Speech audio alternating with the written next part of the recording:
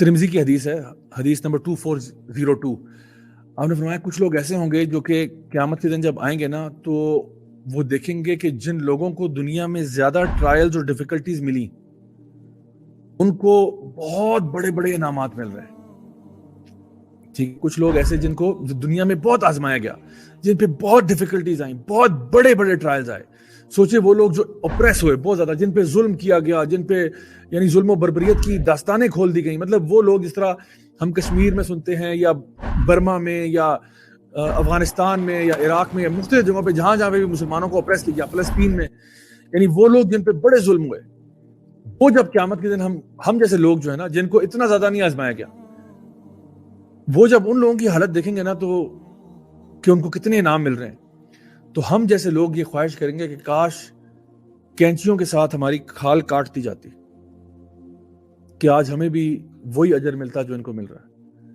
آج جب ہم دنیا میں ہوتے لوہے کی کینچیوں کے ساتھ نہ ہماری کھال کو کاٹ دیا جاتا، چیر دیا جاتا، تاکہ آج ہمیں بھی وہ ملتا جو ان کو مل رہا ہے.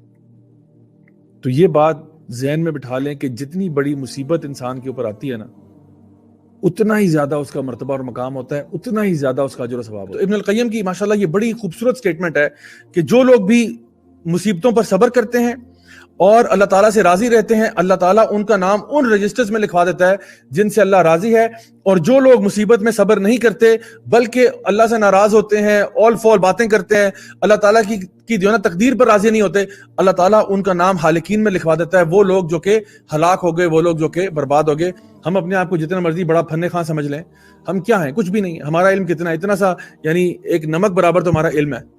لیکن اس علم کے یعنی بدلے میں ہم یہ سمجھیں کہ جی ہمیں پوری کائنات کا علم ہونا چاہیے، ہمیں پتا ہو کہ اللہ کا ایک ایک فیصلہ کیوں ہو رہا ہے. تو یہ تو امپاسبل سی بات ہے، ایسا ہو نہیں سکتا. تو جب بھی آپ کی لائف میں کچھ بھی ہوتا ہے، جب آپ اللہ پہ ٹرسٹ کرتے ہیں نا، آپ کہتے ہیں جو بھی ہوا ہے نا اللہ کی رضا سے ہی ہوا ہے نا، اللہ کی اجازت سے ہوا ہے. تو اگر اللہ کی اجازت سے ہوا ہے میں بھی راضی ہوں، اس پہ میں راضی ہوں. اچھا ہوا ہے، برا ہوا ہے، مجھے یقین ہے کہ اس میں سے کوئی نہ کوئی خیر ضرور نکلے گی. ہاں مجھے اس وقت خیر نظر نہیں آ رہی، مجھے اس وقت سمجھ نہیں آ رہا کہ ایسا کیوں ہوا، لیکن یقیناً اس میں سے خیر نکلے. کہ نبی کریم صلی اللہ علیہ وسلم کی حدیث میں آتا ہے کہ اگر آپ کو کانٹا بھی چبھتا ہے اس کے عوض بھی آپ کے کتنے گناہ معاف ہو جاتے ہیں. اس لیے ہمیشہ اللہ تعالیٰ کے فیصلوں کو یعنی خوشی سے ایکسیپٹ کریں کہ انشاءاللہ میں اس کو پورا ایکسیپٹ کرتا ہوں، جس چیز میں اللہ کی مرضی ہے خدائی قسم مجھے قبول ہے. تو پھر آپ کی زندگی میں نا میریکلز ہوتے ہیں جب آپ یہ ریئلائز کرتے ہو کہ جو بھی مصیبت میرے پہ آئی ہے یہ مجھے اوپر اٹھانے کے لیے آئی ہے، مجھے ذلیل کرنے کے لیے نہیں آئی.